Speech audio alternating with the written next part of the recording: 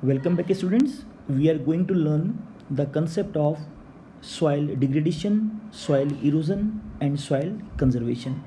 In previous videos we learned the concept of soil. In this video we are going to learn about the concept of soil degradation, soil erosion and soil conservation. So let's the first concept here arise. What do you mean by soil degradation or soil erosion? The literal meaning of soil degradation is reduction in the quality of soil and soil nutrients. Reduction in the quality of soil and soil nutrients. It can be the loss of organic matter, decline in soil fertility and any other reasons here. On the other hand, the soil erosion is the displacement of the upper layer of soil. अभी हमने soil degradation और soil erosion के definition के यहाँ पे सामने रखा है. इन दोनों के डेफिनेशन से क्लियर क्या हो रहा है कि सॉइल डिग्रेडेशन का मतलब होता है कि अगर सॉइल की क्वालिटी का ख़राब होना, सॉइल के न्यूट्रिएंट्स का ख़त्म हो जाना ही क्या कहलाता है, सॉइल डिग्रेडेशन कहलाता है. लेकिन सॉइल के अपर मोस्ट लेयर का वेयरिंग अवे हो जाना, हट जाना, क्या बोलेंगे इसे, सॉइल इरोजन बोलेंगे. अगर इन दोनों में एक बेसिक डिफरेंस देखें, दोनों में डिफरेंस भी है लेकिन डिफरेंस के साथ साथ दोनों एक दूसरे से कनेक्टेड भी है. डिग्रेडेशन एक ब्रॉडर टर्म है जो बहुत बड़े एक सॉइल के हेल्थ से जुड़े हुए कंसेप्ट को हमारे सामने रखता है, लेकिन सॉइल इरोजन उसी डिग्रेडेशन का एक बेसिकली पार्ट है. हम ये कह सकते हैं कि सॉइल इरोजन के कारण सॉइल डिग्रेडेशन होता है, लेकिन सॉइल इरोजन के अलावा सॉइल डिग्रेडेशन के और भी अदर फैक्टर्स रिस्पॉन्सिबल हो सकते हैं यहाँ पे. अब आगे के लाइंस में देखेंगे क्या लिखा हुआ है कि सॉइल इरोजन के लिए या सॉइल के डिग्रेडेशन के लिए human factor as well as natural factors both are equally responsible. कौन कौन से फैक्टर्स हैं? Factors which lead to soil degradation are deforestation. Deforestation का मतलब क्या होता है, ट्रीज को कट करना. ओवरग्रेजिंग, ओवरग्रेजिंग का मतलब क्या है कि excessive grazing which cause damage to grassland. Next है over use of chemical fertilisers और पेस्टिसाइड्स. कहा भी जाता है कि एग्रीकल्चर और फार्मिंग एक्टिविटी में केमिकल फर्टिलाइजर या पेस्टिसाइड्स का यूज़ ज़्यादा नहीं करना चाहिए, मैन्योर का यूज़ ज़्यादा करना चाहिए. केमिकल फर्टिलाइजर का यूज़ ज़्यादा करेंगे तो वो हमारे सॉइल हेल्थ को भी क्या करेगा, नुकसान पहुंचाएगा. Another important factor for soil degradation and soil erosion, rain wash. Rain wash का मतलब क्या होता है कि the washing away of soil by rain. Landslide जो आपने प्रीवियस टॉपिक में इसी चैप्टर में पढ़ा भी था. लैंडस्लाइड का मतलब क्या है कि movement of a mass of rock, debris और अर्थ डाउन अ स्लोप, है ना. And one of the most important factor इसी सॉइल इरोजन का और सॉइल डिग्रेडेशन का वो क्या है, फ्लड. फ्लड का मतलब क्या होता है कि जब बारिश के दिनों में कि रिवर का वाटर या रिवर का पानी अपने वाटर बेड के बियॉन्ड बहुत ज़्यादा वाटर वॉल्यूम के इंक्रीज करने के कारण स्प्रेड करना शुरू करता है तो हम उसे क्या बोलेंगे, फ्लड कहेंगे. अब नीचे के लाइंस में बहुत इंपॉर्टेंट सॉइल कंजर्वेशन का मेथड्स दिया हुआ है. तो यहाँ पे सबसे पहला सवाल पैदा होता है कि हम सॉइल को कंजर्व क्यों करें या सॉइल कंजर्वेशन का मतलब क्या होता है. तो सॉइल कंजर्वेशन का यहाँ पे मतलब क्या, पहले उसके डेफिनेशन को देखिए. Soil conservation is the prevention of soil loss from erosion और रिड्यूस्ड फर्टिलिटी. अर्थात सॉइल कंजर्वेशन या मृदा संरक्षण का यहाँ पे मतलब क्या हो रहा है कि सॉइल कंजर्वेशन उसके सॉइल लॉस को क्या करता है, प्रिवेंट करता है और उसकी फर्टिलिटी को बनाए रखने के लिए कुछ इंपॉर्टेंट मेथड्स या कुछ इंपॉर्टेंट तरीके को एग्जीक्यूट करने पे या अपनाने पे जोर देता है. हम यहाँ पे एक एक करके अलग अलग मेथड्स को यहाँ पे क्या करेंगे, डिटेल में फिगर के साथ, विजुअलाइजेशन के साथ हम उसको यहाँ पे समझने की कोशिश करेंगे. इन सभी मेथड्स को ध्यान दे के समझिएगा बच्चों, ठीक है. सबसे पहला जो मेथड, इसे क्या बोलते हैं, मल्चिंग. क्या बोलते हैं इसे, मल्चिंग. मेथड्स में जाने के पहले आप इस इमेज को एक बार देखिए. इसमें आपको ध्यान से देखिएगा, इसमें आपको बहुत सारे प्लांट्स लगे हुए दिख रहे हैं यहाँ पे, और प्लांट्स के साथ साथ यहाँ पे जो प्लांट्स का जो ये वाला एरिया है, देखिए ध्यान से, मैं इसको शेड कर रहा हूँ. प्लांट्स का जो ये वाला एरिया है आप देखिए, ये सारा यहाँ पे क्या किया हुआ है, शेड किया हुआ है. क्या किया हुआ है, शेड किया हुआ है यहाँ पे.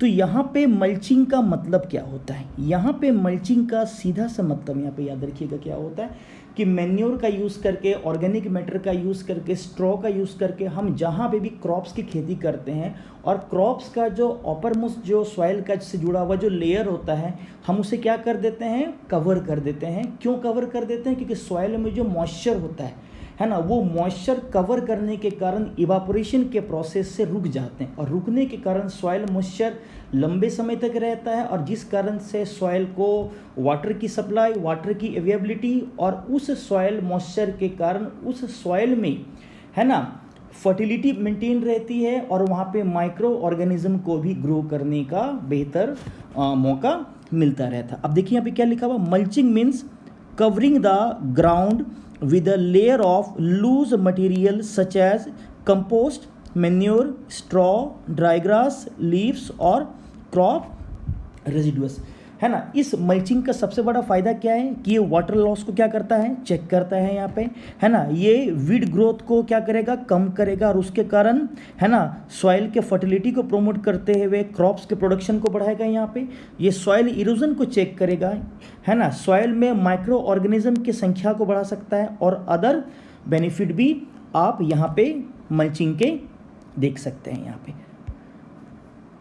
ठीक है। अब देखिए जो अगला जो मोस्ट इंपॉर्टेंट जो सॉइल कंजर्वेशन का जो मेथड है, इसे क्या बोलते हैं, कंटूर बैरियर्स। क्या बोलेंगे, कंटूर बैरियर्स। कंटूर बैरियर का पहले मतलब समझिए, stones, grass, soil are use to build barriers along contours, trenches are made in front of the barriers to collect water.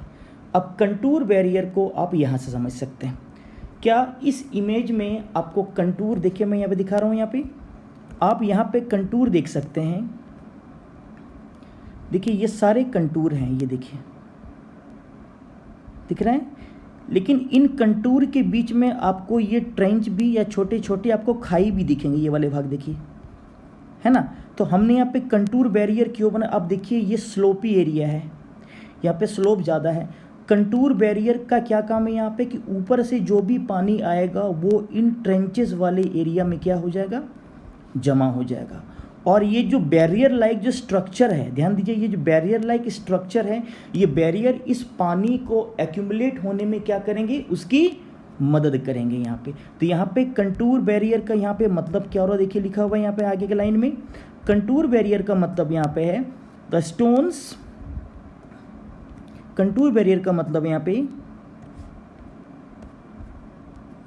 Stones, grass, soil are used to build barriers along contours, trenches are made in front of the barriers to collect water। ये देखिए ये contours हैं, ये देखिए ये contour दिख रहा है, ये कंटूर है ना ये, लेकिन इसके बीच में जो हल्के से लाइट कलर से जो एरिया या शेड किया हुआ है, मैं फिर इसे बता रहा हूँ, ये ट्रेंचेज हैं। ये देखिए ये येलो कलर से जो मैं डिनोट कर रहा हूँ ये ट्रेंचेज हैं, और जो मैंने ग्रीन कलर से डिनोट किया ये क्या है, कंटूर है ना। तो इसके माध्यम से यहाँ पे क्या दिख रहा है, कंटूर नहीं सॉरी, ये क्या है, ये बैरियर्स है।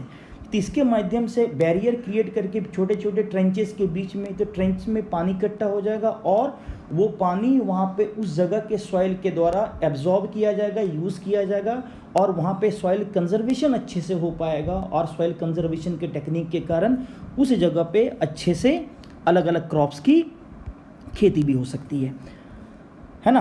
Another most important soil conservation technique is rock dam. Rock dam मैंने क्या था, जैसा कि नाम से यहाँ पे जाहिर हो रहा है कि छोटे छोटे बैरियर जब हम लोग पत्थरों से बनाते हैं और वो बैरियर बनने के कारण आपको पता है कि जब वाटर किसी भी स्लोप वाले एरिया से होके फ्लो करता है तो वहाँ पे उसकी स्पीड क्या होती है, ज़्यादा होती है। जब स्पीड वहाँ पे ज़्यादा होगी तो अपने साथ बहुत सारे मटेरियल्स को वहाँ से फ्लो करके या वहाँ से बहा के ले जा सकता है। अगर हम लोग वहाँ पे रॉक्स के छोटे छोटे डैम बनाएंगे, स्टोन के छोटे छोटे डैम बनाएंगे, तो वो डैम वहाँ पे पानी को क्या करेंगे, रोकेंगे और पानी की स्पीड को भी क्या करेंगे, वहाँ पे थामेंगे। क्या लिखा हुआ देखिए यहाँ पे, rocks are piled up to slow down the flow of water, this prevents gullies and further soil loss. अब देखिए यहाँ पे आप रॉक डैम देख सकते हैं, ये है देखिए रॉक डैम, है ना। आप यहाँ पे इस रॉक डैम के इमेज को ध्यान से देखिए, ये देखिए ये बहुत सारे यहाँ पे रॉक से ये बना हुआ है, ये देखिए ये रॉक दिख रहा है, ये है ना। और इसी रॉक का यूज़ करके या इन बहुत सारे रॉक्स का यूज़ करके यहाँ पे हमने पानी को, ये देखिए ये पानी वाला एरिया है, हमने यहाँ पे वाटर को क्या किया, यहाँ पे सेव किया। तो ये भी एक बहुत इम्पॉर्टेंट टेक्निक है वाटर इरोजन या सॉइल इरोजन है को चेक करने का यहाँ पे। अब देखिए यहाँ पे एक टर्म आया है गलीस। गलीस का मतलब क्या है बच्चे, कि जब वाटर किसी स्लोपी या बहुत ग्रेडियंट वाले या ढाल वाले एरियास होके फ्लो करता है, तो देखिएगा वहाँ पे कई बार क्या होता है कि वो छोटे छोटे छोटे डीप चैनल्स बना लेते हैं, गहरी नाली प्रकार की स्ट्रक्चर्स बना लेते हैं। हम उसे ही ज्योग्राफी में या उसे ही भूगोल में हम लोग क्या कहते हैं, गलीस कहते हैं। याद रखिएगा यहाँ पे, ठीक है। अगले सॉइल कंजर्वेशन टेक्निक में जो बहुत इंपॉर्टेंट टेक्निक है, जो आप लोगों ने आप लोगों में से बहुत सारे बच्चों ने पढ़ भी रखा है, सुन भी रखा है, और कुछ लोगों ने इवन देखा भी होगा। हम इसे क्या बोलते हैं, टेरेस फार्मिंग। टेरेस का मतलब क्या होता है, स्टेयर्स। टेरेस का मतलब क्या होता है, सीढ़ी, है ना। टेरेस फार्मिंग का मतलब क्या है कि these are made on the steep slope so that flat surfaces are available to grow crops. They can reduce surface runoff and soil erosion. अब एक बार आप टेरेस फार्मिंग को देखिए। ये देखिए आपके सामने इस इमेज में आपको एक बहुत ही अच्छा टेरेस फार्मिंग का इमेज दिख रहा है यहाँ पे। ये देखिए आपको इसमें कई सारे टेरेस बने हुए दिख रहे हैं। ये देखिए दिख रहा है टेरेस बना हुआ, और इसी टेरेस के बीच बीच में यहाँ पे आप देखिए ये फ्लैट लैंड बना हुआ है यहाँ पे, और इसी फ्लैट लैंड में आपको बहुत सारे क्रॉप्स की खेती होते हुए दिख रही है। तो यहाँ पे सबसे पहले सवाल पैदा होता है कि हमने टेरेसेस बनाया क्यों। देखिए बच्चे, फ्लैट लैंड में एग्रीकल्चर करना, फार्मिंग करना बहुत ही ईजियर टास्क होता है, लेकिन जो स्लोपी लैंड होता है, जहाँ पे ढाल बहुत ज़्यादा होती है ज़मीन की या भूमि की, वहाँ पे आप बोल सकते हैं फार्मिंग करना बहुत ही मुश्किल काम होता है। अगर मैं आपको एक समतल सतह पे पैदल चलने के लिए बोलूँ तो आप बिना किसी दिक्कत के चल सकते हैं, लेकिन अगर पहाड़ी एरिया में अगर ऊपर की ओर आपको मैं चढ़ने के लिए बोलूँ या फिर नीचे की ओर उतरने के लिए बोलूँ तो आपको वहाँ पे बहुत प्रकार की दिक्कतों का सामना करना पड़ सकता है। तो यही चीज़ फार्मिंग के साथ भी होती है। तो वहाँ पर हम लोग क्या करते हैं टेरेस फार्मिंग में, कि जो माउंटेनियस स्लोप है, जो हिली स्लोप है, हम उससे कट करके छोटे छोटे स्टेप्स में क्या करते हैं, छोटे छोटे स्टेप्स में लाइक स्टेयर्स कन्वर्ट करते हैं, लाइक टेरेसेस कन्वर्ट करते हैं। और टेरेस फार्मिंग के द्वारा वहाँ पे सॉयल इरोजन को चेक किया जाता है, वाटर की वेलोसिटी को जो ऊपर से आ रही होती है उसको कंट्रोल किया जाता है, और इसके माध्यम से माउंटेनियस स्लोप में लिमिटेड तरीके से ही सही कई अलग अलग प्रकार के क्रॉप्स की खेती की जाती है। The next important soil conservation technique is intercropping. Intercropping का मतलब क्या होता है? इंटरक्रॉपिंग का मतलब होता है कि फार्मिंग के दौरान या प्लोविंग के दौरान या क्रॉपिंग करते हुए हम किसी भी ज़मीन को खाली नहीं रखते हैं। खाली रखने से क्या होगा, वहाँ पे बारिश का पानी गिरेगा और उस जगह के सॉइल न्यूट्रिएंट्स को, सॉइल के इंपॉर्टेंट पोषक तत्वों को वहाँ से वो बहा के लेके जाएगा। तो एक साथ हम लोग रोज़ में कई अलग अलग प्रकार के क्रॉप्स की क्या करते हैं, खेती करते हैं। इसी को क्या बोलेंगे, इंटरक्रॉपिंग। अब देखिए डेफिनेशन में क्या लिखा हुआ है, intercropping means different crops are grown in alternate rows. Alternate माने क्या हुआ, इस रो में ये, फिर इस रो में ये, फिर अगली रो में कुछ और, फिर अगली रो में उसी प्रकार के फसलों की रिपीटिशन होती है। तो यहाँ पे क्या लिखा हुआ है, different crops are grown in alternate rows and are sown at different times to protect the soil from rain wash. आप यहाँ पे इंटरक्रॉपिंग की इमेज देख सकते हैं। इस इमेज में आप ध्यान से देखिए, इस इमेज में आपको कई प्रकार की इंटरक्रॉपिंग में फसलें दिख रही है। देखिए ये कुछ और है, आप देख सकते हैं, है ना। यहाँ पे ये जो क्रॉप है, ये क्रॉप समथिंग डिफरेंट है, ये देखिए, है ना। तो ये इंटरक्रॉपिंग का फ़ायदा क्या है कि हम लोग रोज़ बना के ऑल्टरनेटिवली अलग अलग प्रकार की क्रॉप्स की क्या करते हैं, खेती करते हैं। यहाँ पे हमारे पास इसका फ़ायदा क्या कि अलग अलग क्रॉप्स की खेती भी हो जाती है, सॉइल इरोजन भी चेक हो जाता है, सॉइल कंजर्वेशन हो जाता है, और सॉइल न्यूट्रिएंट्स को हम लोग फर्दर लॉस होने से क्या कर लेते हैं, बचा भी लेते हैं यहाँ पे। अब यहाँ पे इंटरक्रॉपिंग का एक छोटा सा डेफिनेशन दिया हुआ, इस डेफिनेशन को भी देख लीजिए। Intercropping is growing two or more crops simultaneously on the same field in a definite pattern. जैसे मैंने बताया कि अभी यहाँ पे कर्व्ड पैटर्न आपको दिख रहा था, तो डेफिनिट पैटर्न को फॉलो करते हुए एक ही फील्ड में एक साथ एक से ज़्यादा फसलों की, आमतौर पे 2 या 3 फसलों की क्या करना, खेती करना। यहाँ पे a few rows of one crop alternate with a few rows. यहाँ पे ठीक है यहाँ पे। चलिए अब अगले सॉइल कंजर्वेशन टेक्निक की ओर बढ़ते हैं। अगला सॉइल कंजर्वेशन टेक्निक जो है हम इसे बोलते हैं कंटूर प्लोविंग। क्या बोलेंगे, अभी हमने थोड़ी देर पहले किया टेरेस फार्मिंग और कंटूर प्लोविंग, दोनों बहुत मिलता जुलता है लेकिन दोनों में डिफरेंसेस को समझना है, अभी समझेंगे डिटेल में। कंटूर प्लोविंग का मतलब क्या है? Ploughing parallel to the contours of a hill slope to form a natural barrier for water to flow down the slope. पहले आप कंटूर प्लोविंग का एक इमेज देखिए। क्या आपको यहाँ पे कंटूर प्लोविंग दिख रहे हैं? ये कंटूर प्लोविंग आपके सामने जो इमेज बना हुआ है ये कंटूर प्लोविंग है। ये देखिए, दिख रहा है ऐसे करके, ये कंटूर प्लोविंग है। तो यहाँ पे आपको क्या दिख रहा है? यहाँ पे जो फार्मिंग लैंड की जो प्लोविंग है वो स्ट्रेट फॉरवर्ड नहीं है, वो सीधे सीधे नहीं किया गया है, वो लाइक कंटूर या लाइक कर्व्ड है यहाँ पे। तो स्ट्रेट फॉरवर्ड क्यों नहीं किया गया? यहाँ पे स्ट्रेट फॉरवर्ड नहीं करने का एक बहुत बड़ा कारण क्या है यहाँ पे कि स्ट्रेट फॉरवर्ड करने से आमतौर पे वाटर का जो फ्लो होता है वो फैसिलिटेट होता है। वाटर के इजीली फ्लो को हमारे स्ट्रेट फॉरवर्ड प्लोविंग क्या करता है? सपोर्ट करता है। तो वहाँ पे हम वाटर के इजीली फ्लो को चेक करने के लिए, रोकने के लिए जो हमारी फार्मिंग लैंड की जो प्लोविंग होती है, चाहे फ्लैट लैंड में हो चाहे वो स्लोपी लैंड में हो, वो लाइक कंटूर होता है, लाइक कर्व्स होता है यहाँ पे। आप अगली इमेज में देख सकते हैं जो आपके किताब में बना हुआ भी है, यहाँ पे आप इसको देख सकते हैं। यहाँ पे भी आपको अलग अलग कलर के कंटूर्स दिख रहे हैं, ग्रीन से भी दिख रहा है, येलो आपको लाइट आपका येलो कलर के पैचेस से भी दिख रहे हैं जो लैंड वगैरह है ना। तो ये होता है हमारा कंटूर प्लोविंग। तो कंटूर प्लोविंग का उद्देश्य क्या है? कंटूर प्लोविंग का उद्देश्य याद रखिएगा कि यहाँ पे सॉइल, यहाँ पे वाटर की स्पीड को कम करना है।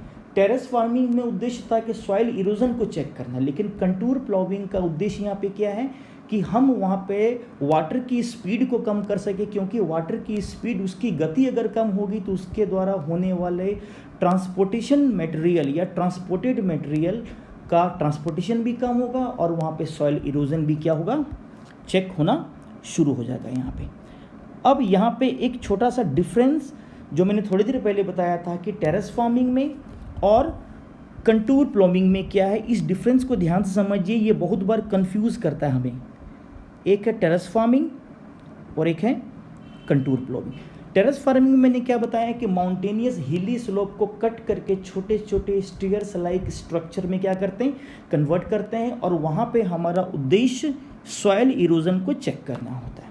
But on the other hand contour ploughing की बात करें तो कंटूर प्लोविंग में हमारा उद्देश्य क्या होता है कि वाटर की स्पीड को कम करना, और यहाँ पे हम अपने फार्मिंग लैंड को स्ट्रेट लाइन या स्ट्रेट फॉरवर्ड वे में उसकी जुताई या उसकी प्लोविंग नहीं करते हैं, उसे कंटूर के पैरेलली कर्व्ड तरीके से करते हैं, क्योंकि वहाँ पे किसी भी कारण से वाटर की स्पीड एक्सेलरेट ना हो, वाटर की स्पीड चेक हो, और वो वहाँ पे इरोजन के अमाउंट को भी क्या करेगा? कम करेगा। And the one of the last important and one of the most important the soil conservation technique is shelter belt। Shelter belt के टॉपिक को समझने के पहले आप इस इमेज को ध्यान से देखिए। आपको इस इमेज में क्या दिख रहा है बच्चों?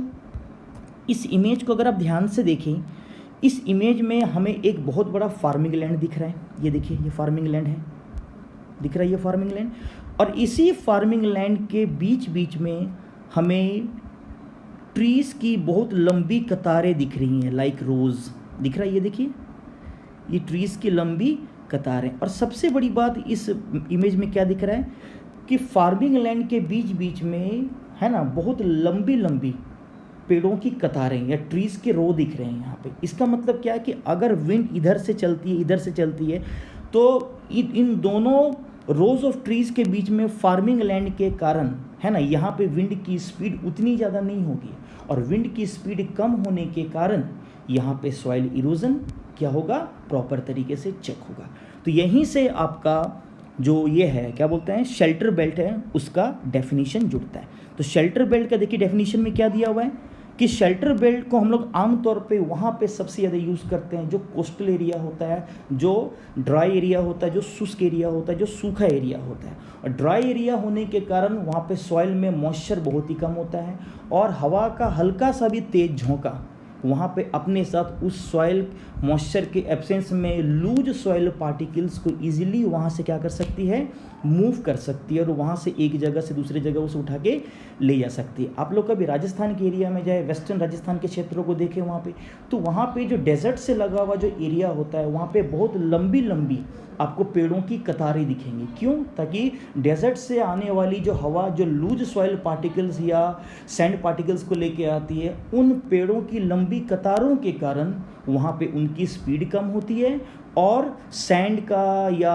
क्या बोलते हैं ट्रांसपोर्टेटेड या इरोडेड सॉइल पार्टिकल्स का फर्दर दूसरे एरिया में ट्रांसलोकेशन या वहाँ पे शिफ्टिंग नहीं हो पाता है और उस कारण से भी एक जो एक्सपेंशन ऑफ जो डेजर्ट लाइक कंडीशन जिसको हम लोग डेजर्टिफिकेशन कहते हैं वो क्या होता है, प्रॉपरली चेक होता है यहाँ पे।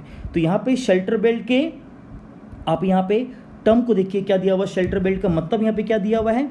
शेल्टर बेल्ट का यहाँ पे मतलब क्या है कि शेल्टर का एक बेल्ट बनाना, और वो शेल्टर किससे बनेगा, हमारे ट्रीज से बनेगा यहाँ पे। तो रोज ऑफ क्या दिया हुआ है यहाँ पे, रोज ऑफ ट्रीज और dense shrubbery planted around a farm. The tree and shrubs block wind and prevent soil erosion. Trees are harvested for food और fruit, या वुड के लिए भी कर सकते हैं, वुड के लिए उसका हार्वेस्टिंग हो रहा है, फ्रूट के लिए कर सकते हैं और डे टू डे लाइफ में अदर ज़रूरतों के लिए भी हम इस शेल्टर बेल्ट में यूज़ किए जाने वाले ट्रीज़ के लकड़ी का कर सकते हैं यहाँ पे। ठीक है, तो इन सभी डिस्कशन से बच्चों क्या यहाँ पे स्पष्ट हो रहा है कि सॉइल इरोजन क्या है, सॉइल डिग्रेडेशन क्या है, क्या इसका मतलब है ना, कैसे सॉइल कंजर्वेशन टेक्निक को अच्छे तरीके से यूज़ करके हम सॉइल इरोजन को, सॉइल डिग्रेडेशन को चेक कर सकते हैं। आई होप इन डिस्कशन से, है ना, सॉइल इरोजन के बारे में, सॉइल डिग्रेडेशन के बारे में और सॉइल कंजर्वेशन के बारे में आप सबों की एक बेसिक आधारभूत समझ बन पाई होगी। Thank you so much all.